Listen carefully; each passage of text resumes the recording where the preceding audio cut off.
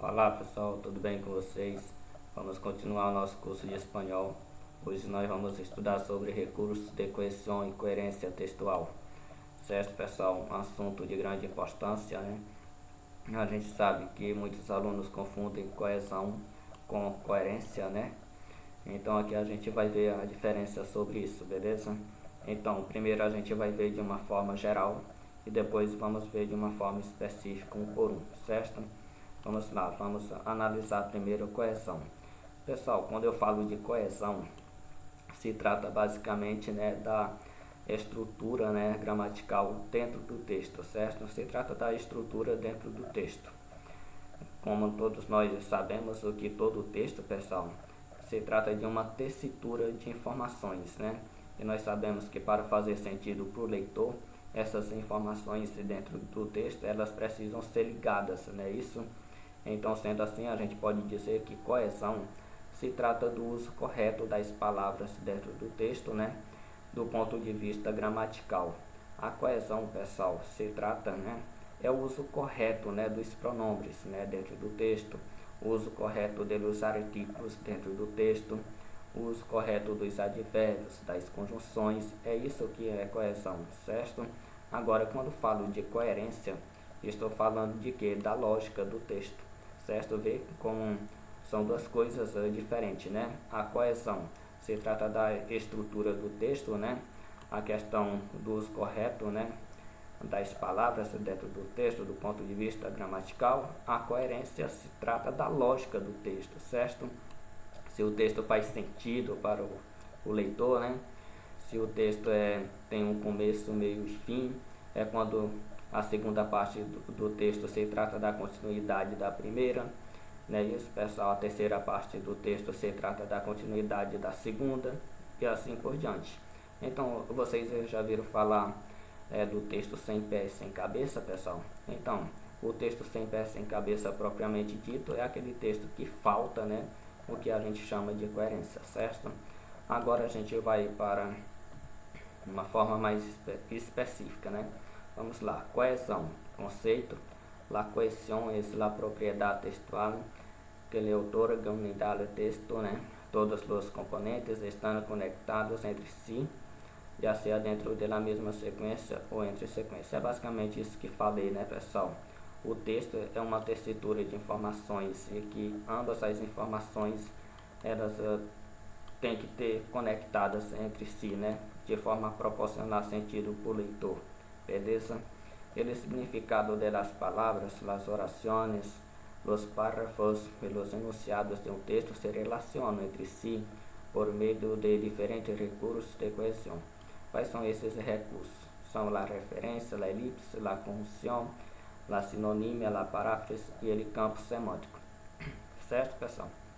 Então, antes da gente conhecer esses elementos coesivos, a gente vai ver aqui um pequeno texto não coeso, certo? Para vocês verem a característica quando um texto não é coeso. Vamos lá.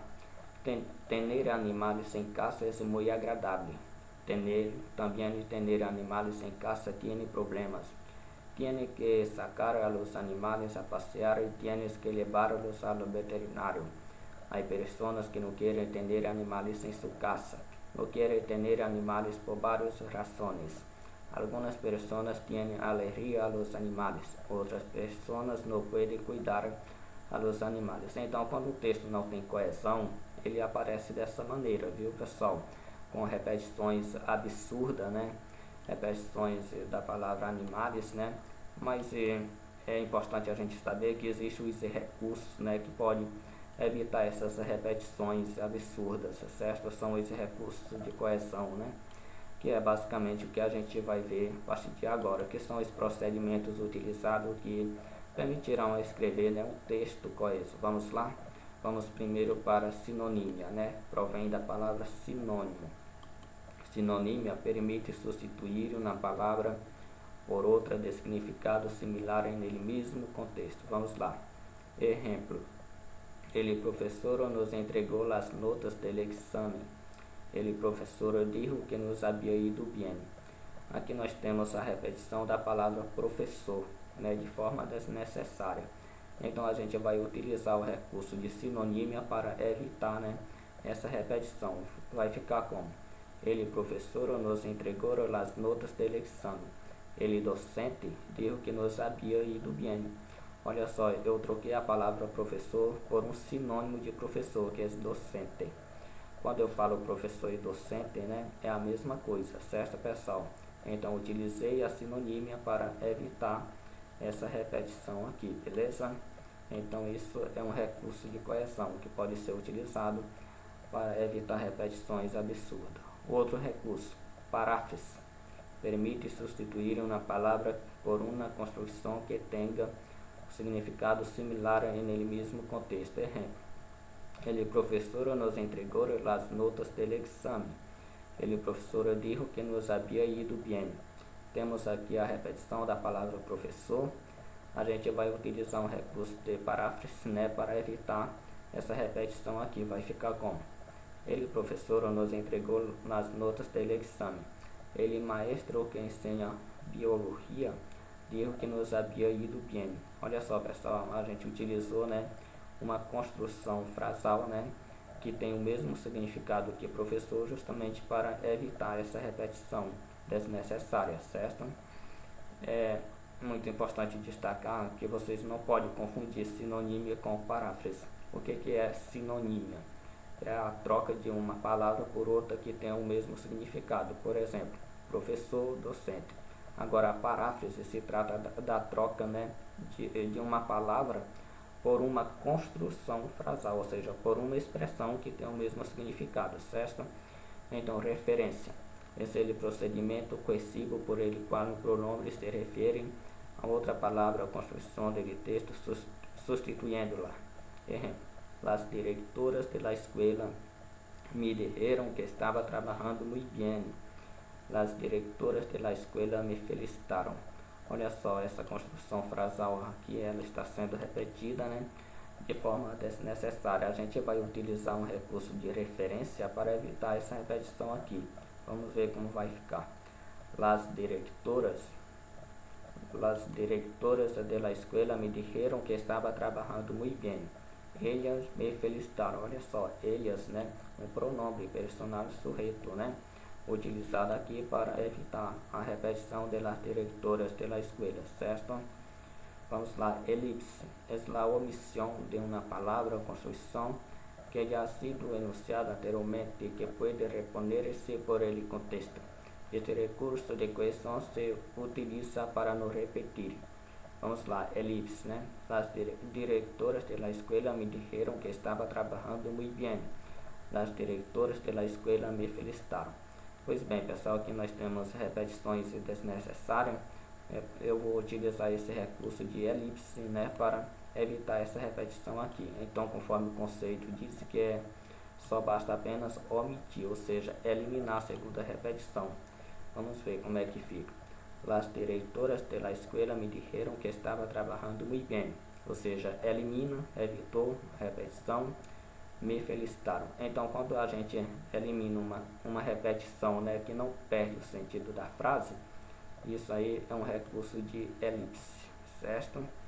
E temos aqui as conjunções, né? Esse é o recurso que consiste no uso dos conectores. Então, pessoal, aqui a conjunção como recurso de coesão são os mesmos marcadores discursivos que nós vimos na semana passada, certo? E aqui estão eles, beleza? Eu não vou nem perder muito tempo com isso, não. Olha só, pessoal, é muito importante destacar que os marcadores discursivos, eles estão contidos dentro dos recursos de coesão, certo? Conforme vocês estão vendo aqui, né?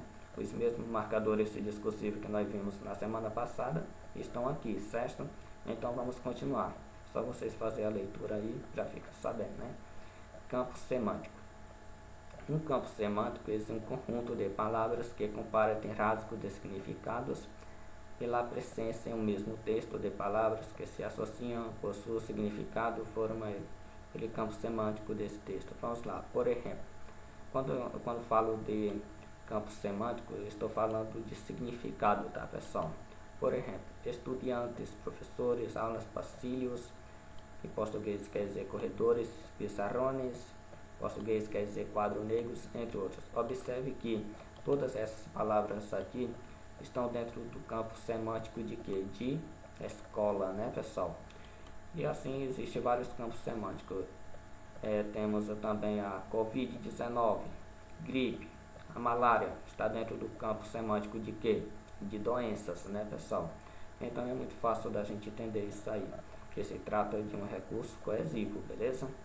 Então agora a gente vai passar para a parte de coerência. Repetindo, quando fala de coerência, estou falando da lógica do texto, né, pessoal? Então vamos lá. La coherencia es la organización de las partes del texto de manera tal que tenga sentido en una situación comunicativa determinada.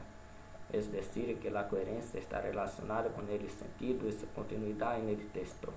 Então vamos lá, exemplos de incoerência. Vamos lá, eu trouxe aqui algumas frases, né, incoerentes para vocês visualizarem melhor, certo? Olha só, las arenas mojadas estavam mais secas que nunca. Ou seja, aqui não tem lógica, né, pessoal? Porque se as arenas estão molhadas, elas não podem ter secas, né, pessoal? As arenas mojadas estavam mais secas que nunca. Então isso aqui não faz, né, o menor sentido, né? Não tem lógica, então é incoerente. Então quando você vê uma ideia incoerente que não faz sentido dessa natureza aqui dentro do texto, pode constar, né, que ali o texto é incoerente. Olha só. Outro exemplo, los sábados são miércoles. Miércoles em português quer dizer quarta-feira, certo? Então, los sábados são miércoles. Então, pessoal, sábado e quarta-feira são duas coisas diferentes, dois dias diferentes, né? Não tem lógica eu dizer los sábados são miércoles, né? Então, não faz sentido, não tem lógica. Então, é incoerente, certo?